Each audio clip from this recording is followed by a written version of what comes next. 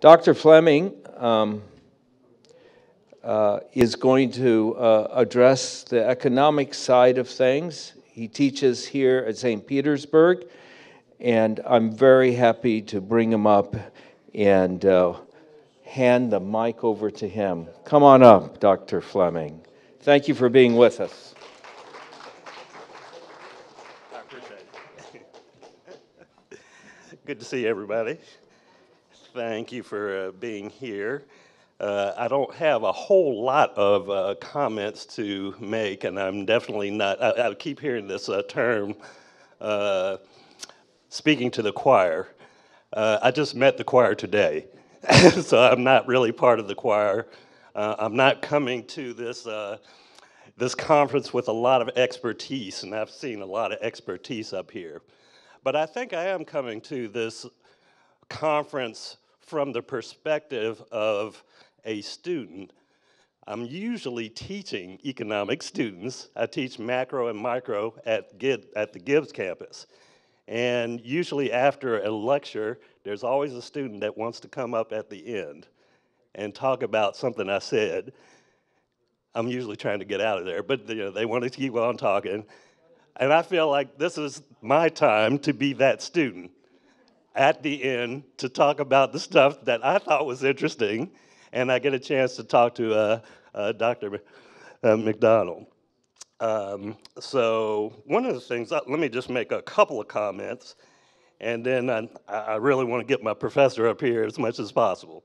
And one comment that I wanted to get across is when I'm going through my micro class, we usually talk about a section in the textbook that says, what are markets and when do they fail? Markets, when markets work well, everything goes well.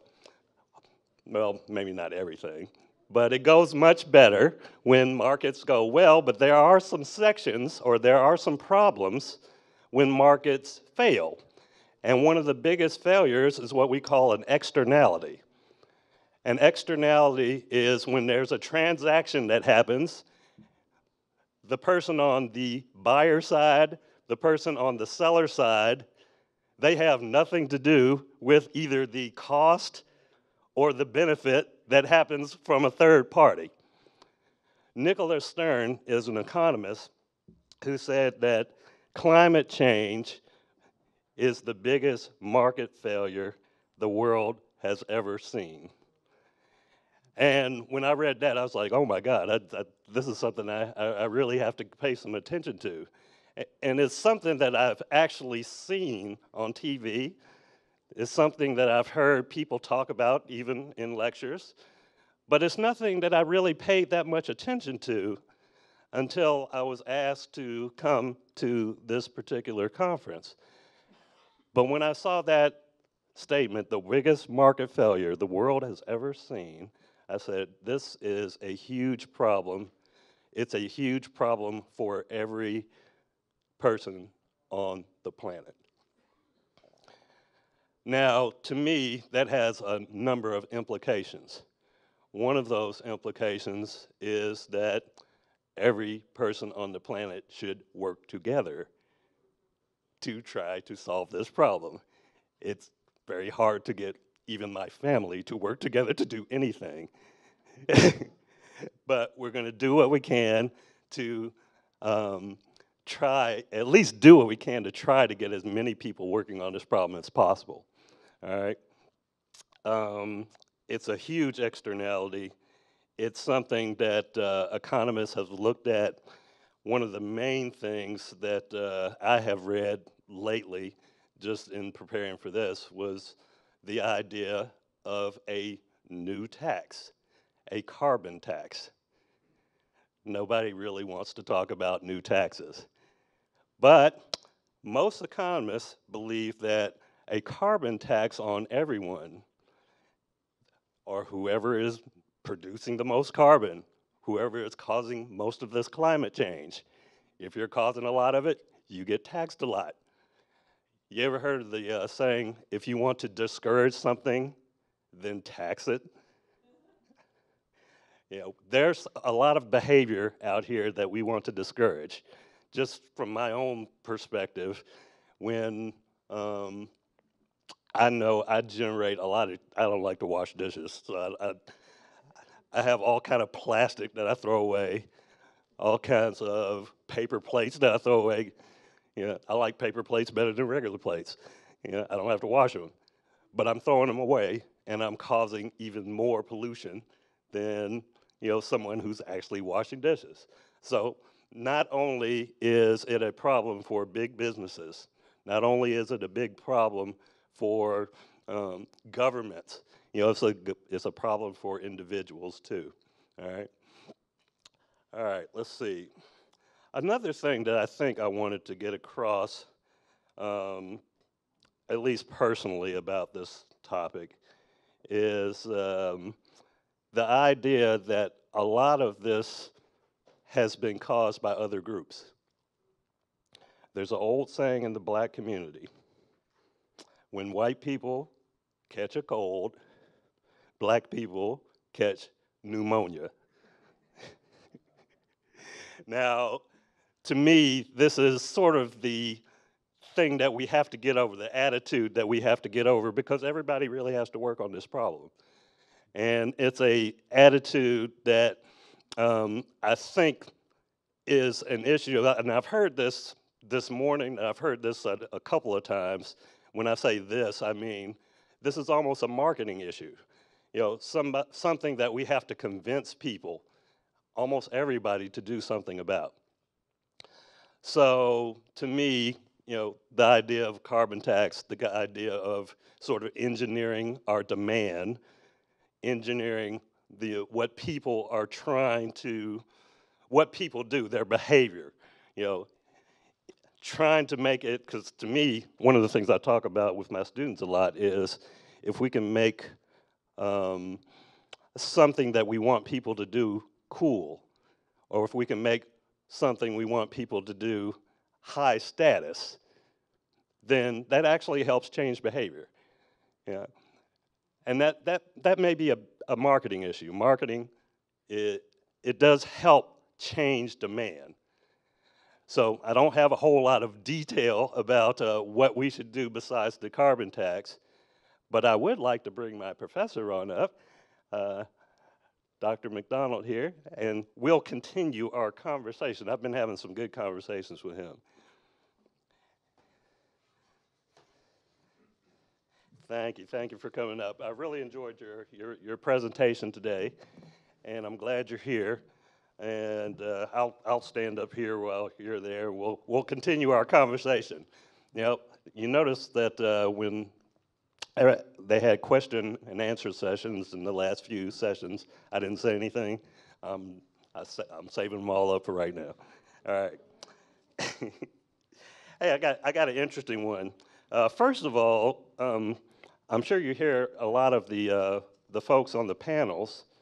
Was there anything that you heard on the panel, some of the solutions, some of the strategies, anything that you heard on the panels that you'd like to respond to?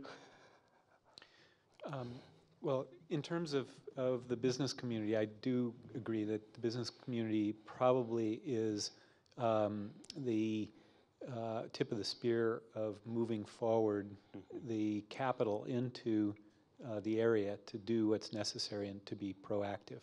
In some senses, art has more degrees of freedom than science does. So art and science fiction usually leads in looking at the future, and often the science fictionists come up with things like inventing satellite concepts and things like that get adopted. Science has a more rigorous path toward proving things. In terms of the management and governance of society, I've done a lot of work with government, from the White House to Congress to state legislatures and down to the neighborhood level. I think that the private sector has more degrees of freedom than government does in many ways. The idea of having a market that can respond to the needs of a population as they change rapidly is very important. So I really appreciate having business as a part of this. It's not that business doesn't create also problems from the marketplace. So I'm not arguing for an entirely laissez-faire approach.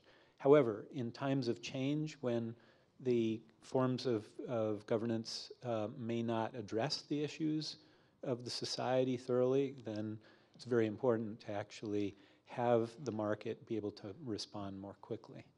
So I was interested in that. Great. Okay, good deal. All right. One of the things you mentioned in your presentation is the blue-green economy, right? One of the things I sort of wrote down here, it says, according to the World Bank, the blue economy is a sustainable use of ocean resources for economic growth, improved livelihoods, and jobs while preserving the health of the ocean ecosystem.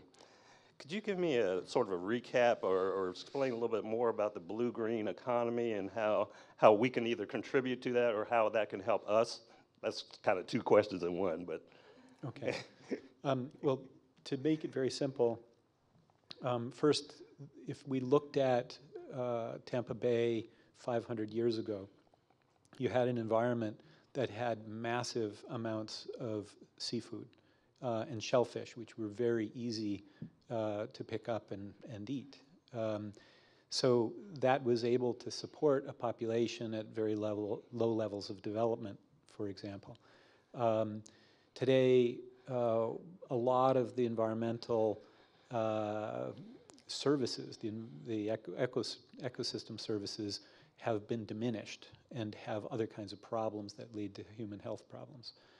So a blue economy that, again, preserved the integrity of our ocean assets, that would be important for us to consider, given the incredible richness of this ecosystem before it's been perturbed. So we need to figure out, is it possible to regenerate the ecosystems to their capacity? And then, given the level of population, which may be over carrying capacity, then how do we actually bump the carrying capacity in ways that are not detrimental to the long-term sustainability of the larger ecosystems? Now, someone had stated that they didn't think there was a science of carrying capacity, and I think it's a worthwhile consideration. I would just point to a couple of sources. One was Jonas Salk's book on world population and human values that he had written for the UN, and a lot of other related materials at the global level. A lot better science has to be built regarding collapse at the local level, but I would say that some of the work that Jared Diamond did, he wrote Guns, Germs, and Steel about how civilizations grow and dominate, but he also wrote Collapse about how civilizations, societies down to the village level collapse also. So in terms of a blue-green economy, and I would add it's actually a blue-green political economy, because the political realm, especially when you have such concentration of wealth that can influence, be overly influential within a democracy, you can't ignore that it's not just the marketplace. You may have libertarians that run petrochemical companies, they call themselves libertarians, but they've actually changed the rules in the Constitution within the state of Florida for the benefit of utilities. So I think we have to consider the transition ahead to a blue-green political economy. That means that it has to outcompete vested interests that have very substantial capital. So to be able to fight against it is going to require a democracy, but maybe a democracy that's more functional than the one we have today in the state. Great. Okay. Now, when I was doing some research here, I didn't get a chance to look at some of the Florida communities.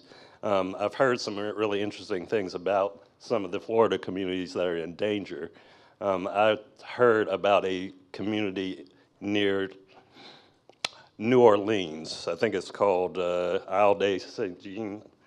I think I'm St. Jean Charles, and Tangier Island in Virginia. And they both seem to almost be disappearing because of sea level rise. Could you give me some idea of some of the dangers or some of the communities here in Florida that are in danger and what kind of dangers they face or what kind of experience you've had with those? Sure. So let me just start with Louisiana, Okay. and also with the Eastern Shore, because I was involved in the Katrina response, and we set up a Gulf Coast resilience system, as well as a disaster knowledge management system to deal with those problems. And I was at Bellagio, the Rockefeller Foundation meeting on global transformation, global resilience, transformative resilience. Okay. And the Louisiana has a very substantial problem in that they are losing a lot of their coastal ecosystems, while the economy is dominated by petrochemical companies that have perturbed those environments very substantially. And you've got a quirk where you have a Democratic governor right now that actually is talking about climate change and is talking about communities of opportunity. So now, the realities are that we've got very low-lying areas, both in West Florida, West Florida, Panhandle, and South Florida, and these are ecosystems that are also very subject to very significant storms. And when you start elevating the amount of energy in terms of temperature in the waters around Florida, which is happening, the normal mechanism for the Earth to cool that part of the ecosystem is to create massive storms that pull that energy out of the oceans and dissipate it. But there isn't a lot of concern about individual humans in the process of those natural phenomena.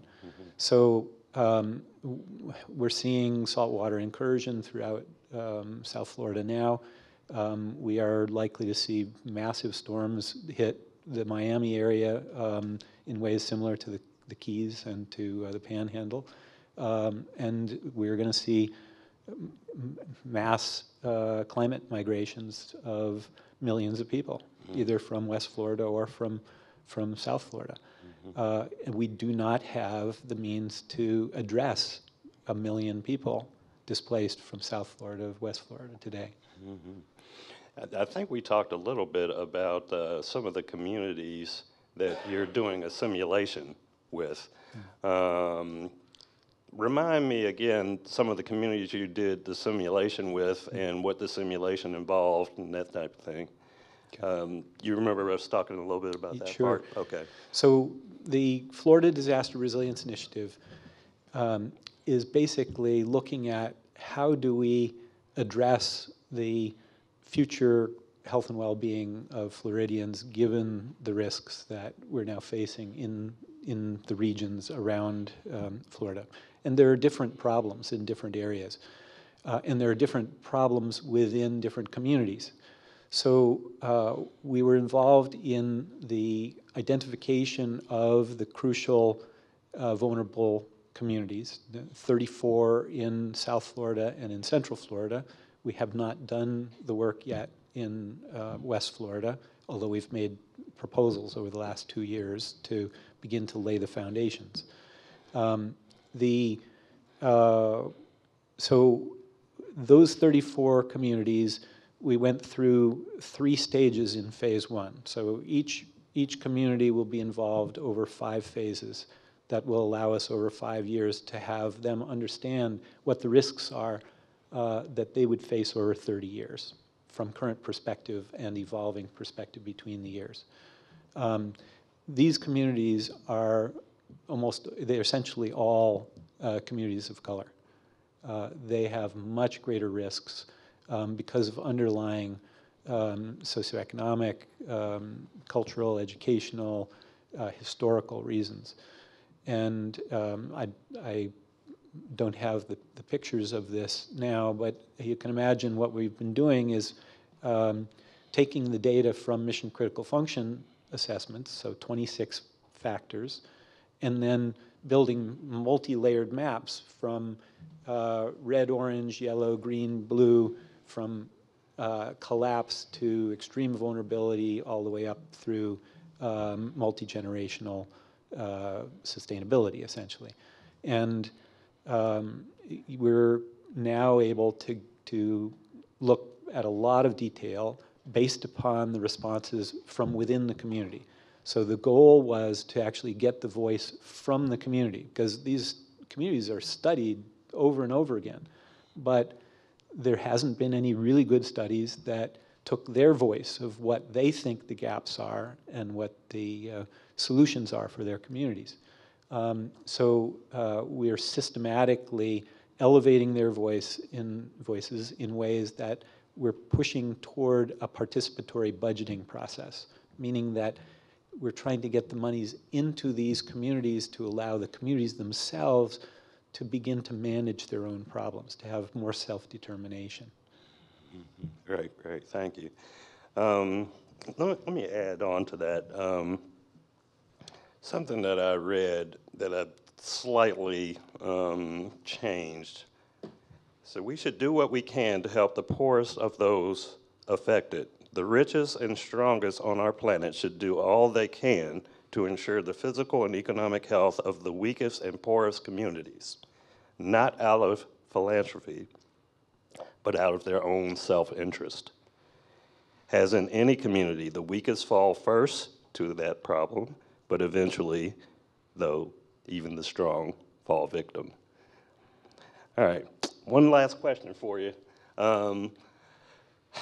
I'm really interested in your personal story.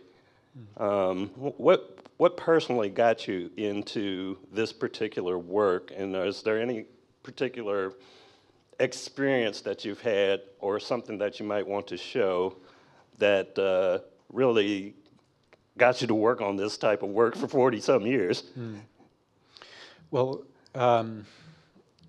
I had done some work at the University of California that came to the attention of Jonas Salk, and when he was writing the book on world population and human values. And he had brought me into a group called the Epic B Group. The Epic B Group were people who were at the top of their game. These were like the head of UNICEF, the head of National Institute of Mental Health, eminent scientists, heads of corporations, heads of foundations, ministers from other governments. And they're all 60 and 70, and I was, in some ways, chosen as a bridge to a future they wouldn't live in, but they thought was facing really crucial issues. And in the 1970s, the late 1970s, this group had come to the conclusion that we could see a die-off of 3 to 5 billion people in the 2030 to 2050 timeframe. Sheesh. And they could not go public with that because of where they sat in terms of their influence in society and where they thought the science was at that time. But they had another quirk, and that was that they all had been in discussion about population biology, and that there are two curves in population biology, J curves and S curves, and that a J curve is about a population of like deer or mice lower on the food chain that would overextend carrying capacity, and the population would crash. And most species actually follow J curves, but apex predators follow S curves as well, meaning that they come into balance under or at carrying capacity. So Salk had written a book called Survival of the Wisest that kind of attracted these kind of people to him. And they debated what was the reality of Homo sapiens sapiens having the wisdom to actually anticipate problems that of such a scale that might require even a global type of collaboration. And so anyway, that was very influential in my thinking. And I remember getting up the courage at some point along the way, maybe a year or two into this, and asking Jonas, well, Jonas, do you think that we can actually do this? Can we reach an S-curve phenomenon? And we were talking about it at the global level in that conversation. He said, well, I'm not optimistic, but I'm not pessimistic. We've got to act as if we can make the crucial difference. So I think that's the way I've been working for the last 45 years, and I know that there are other people in this room that carry that same sentiment. So I'll show you one other picture, if we could have the gentleman in the back, or just a few slides. So my family came over on the Mayflower, and they also settled, a portion of the family settled into the Connecticut colony. So Mayflower hit Plymouth in 1620, and the Connecticut colony started in the 1630s. So we have an old house that was originally built in the 1600s. And when I was a kid, these marshes in front of our house went out, 50, 70 feet from the seawall. Our house is 20 feet from the water, so maybe if you want to hand me the clicker there. Thank you. So this is this old house. This is the version that it was built in the 1600s and then rebuilt in the 1700s and then rebuilt in the 1800s. This is the version from the 1800s. But you can see the marshes have already begun to decline in this time frame, which was probably 20 years ago. And then by 15 years ago or so, unfortunately the light's not very good, but there's very little marsh left.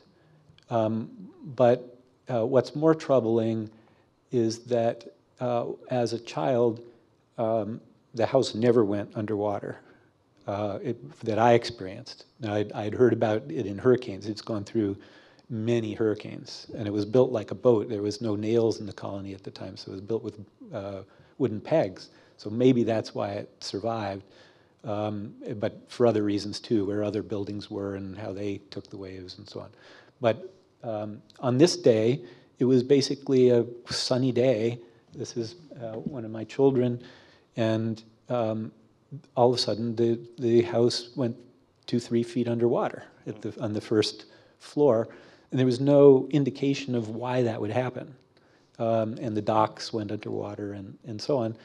And so we went paddling around the town, and we could paddle right to the doorstep of the post office. So I realized, something is very off here. And by that time, I had known enough science to.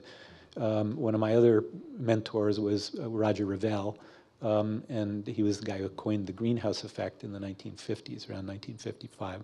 Ran the population studies at Harvard, and then ran the Scripps Institute for Oceanography.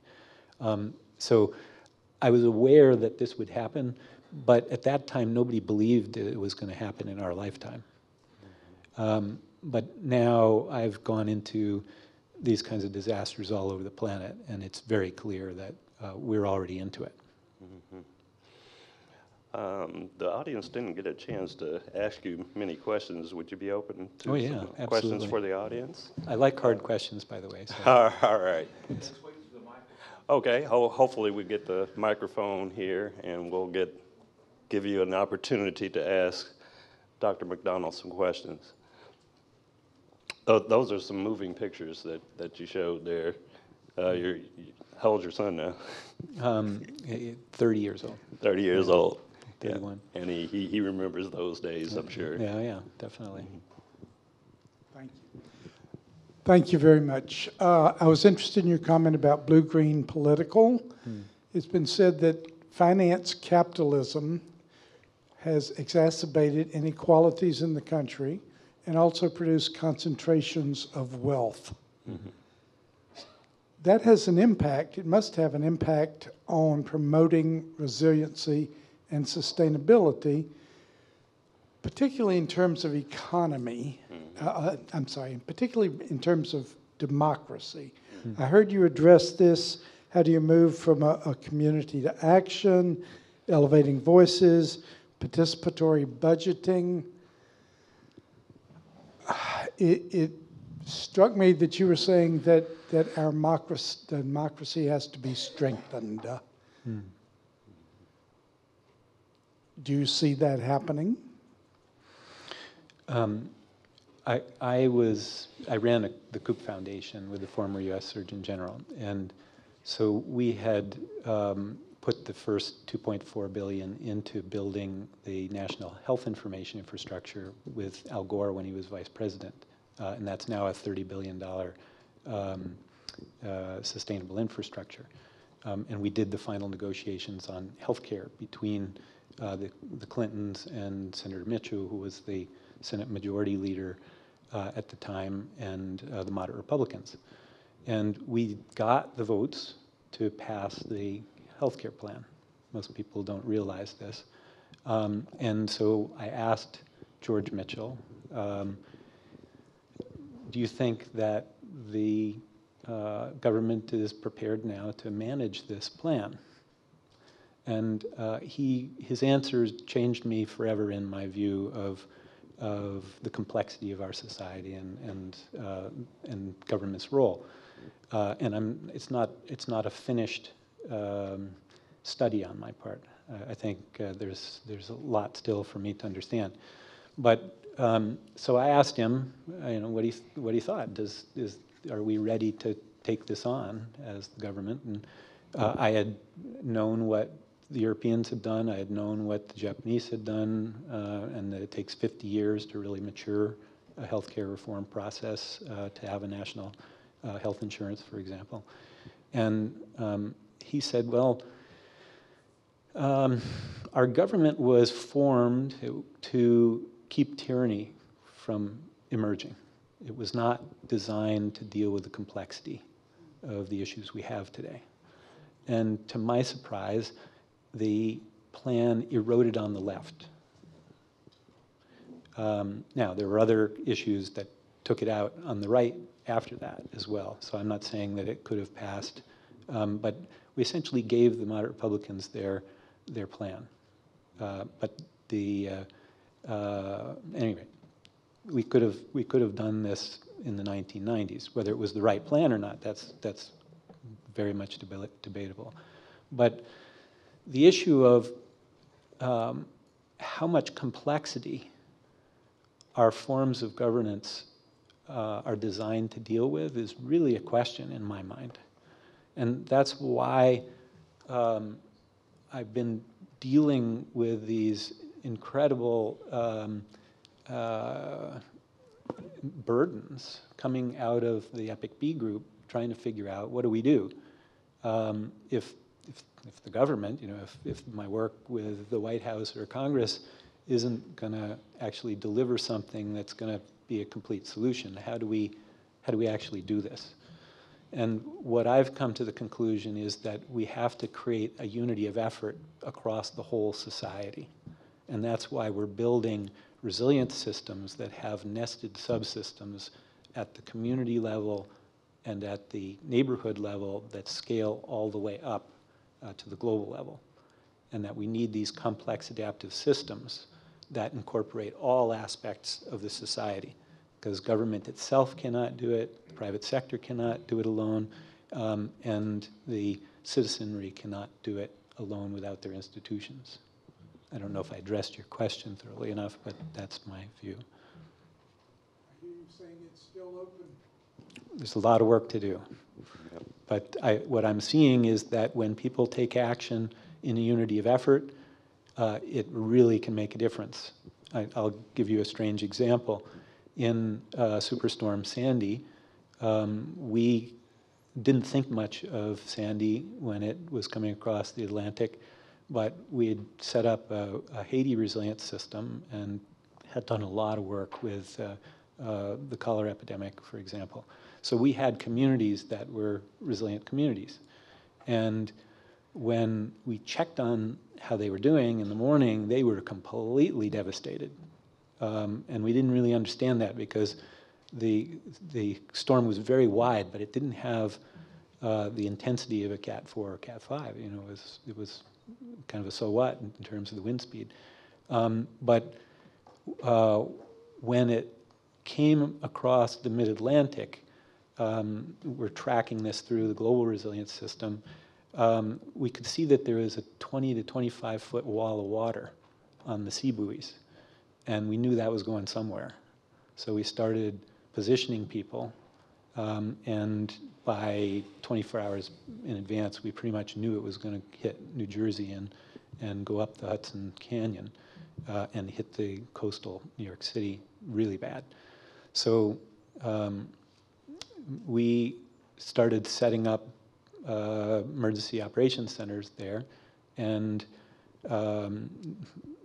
pre-positioning things. And the wave went completely over the top of the Rockaways and went dramatically up into the other side of the bay, Jamaica Bay, into Canarsie, for example. Just swamped everything and destroyed houses, but also when you flood houses like that, it's very hard to reoccupy them without huge amounts of work. So we started thinking, how do we go from these initial emergency operations centers into the poorest neighborhoods? And we're being told by the police, you can't go into those neighborhoods. They're just too dangerous. And so we started going into the neighborhoods anyways and running medical teams up into these high rises that didn't have electricity for weeks, didn't have sewage and so on. But what we found there really surprised us, that Occupy Wall Street had created a communication system with intelligent social networks and had created in the churches primarily sites where they were doing distribution. And the way they organized themselves without our interaction with them was very much like how we build resilience networks. So what surprised us is that where the federal government failed, where the state government failed, where the city failed, these ragtag bunches of guerrillas, if you want to look at it from that way, were really doing the real work. They had figured out how to get food in, they had gotten tents in, they had gotten clothes in. So it's pretty amazing what you can do with intelligent social networks now. And so I wrote the paper for the Homeland Security Institute on this because they were, the government didn't want to deal with them. They really did think of them as terrorists. And I was a little worried about that to begin with, that we would have purposeful disruption of society. But that was not the case at all. In fact, most of the anarchists that were in Occupy Wall Street, some of them carried in to some degree and they were more militant, but there really isn't a place there for them. What happened was tens of thousands of people just came in to help. And where the Red Cross, they had been told you can't go into these neighborhoods, so they would drop food on the edge of a neighborhood and nobody knew the food was there. But these smart swarms would set up, get to know the community, get to know the pastors and the other leaders in the community, and they would work it out. So they had safe passage through those social networks. So I think we're dealing with something entirely different now in a form of governance that will be a crucial part of every large disaster response, from NGOs, from churches, from the community members themselves, and from other humanitarians that just come in. And in Haiti, there were 10,000 NGOs that came in, for good and for bad, by the way. It's not all rosy, there are problems, but there is something different going on. Do we want to go ahead and end it there? All right. You want to come on out? Thank you.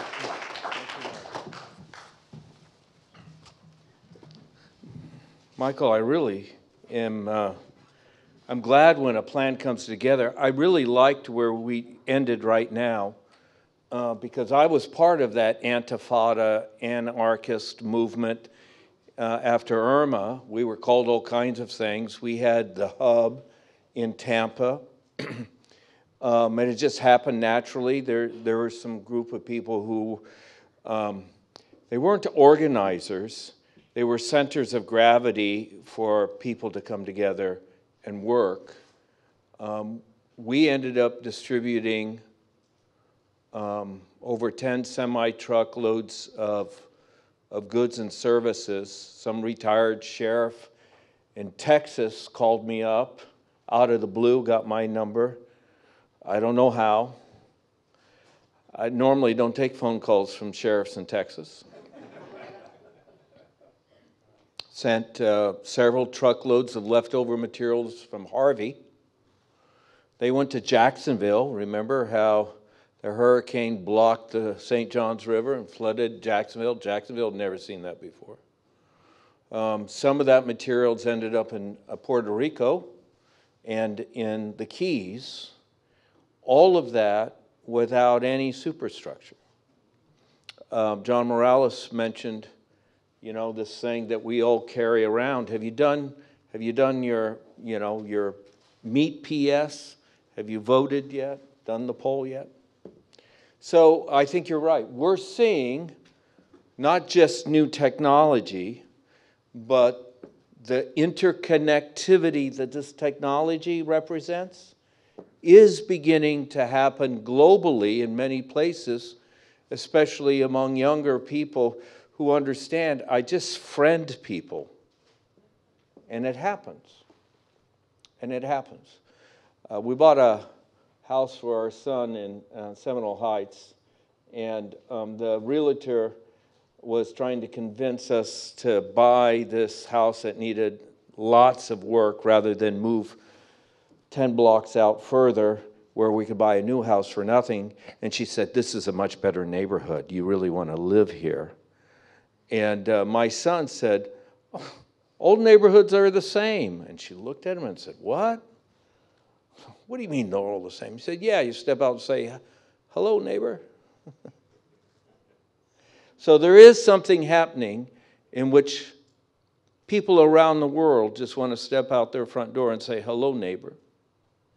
There may be 12 people in the world because of finance capitalism who, if they could do that, would actually change the carbon in the atmosphere because they have that much wealth and power to do it. The rest of us, we can be good neighbors.